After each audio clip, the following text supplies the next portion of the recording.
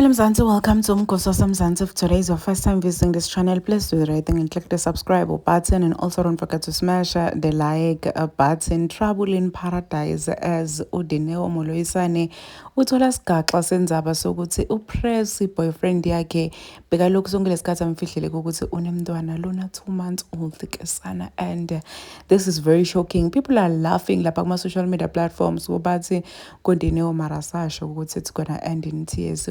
So Udineo Moloisane decided to delete all her Instagram post kesana on her Instagram account. We don't know what this means, but nkosi yamugela khona shem uyagowa. Imagine we are dating someone and you don't even know ukuthi unemntwana lona 2 months okufihlele sigaxa senzaba. Abantu abaningi baloku drag Udineo ngespeed sakhe la hamba ngaso lapha kule relationship yakho na Press, bathi hayibo ayiwaze wasibhora nangumuntu, waze wasiqina nangumuntu loku wasifumba nge-relationship yabo emehlweni ethu. But anyway, asikujudge onhlitiyo.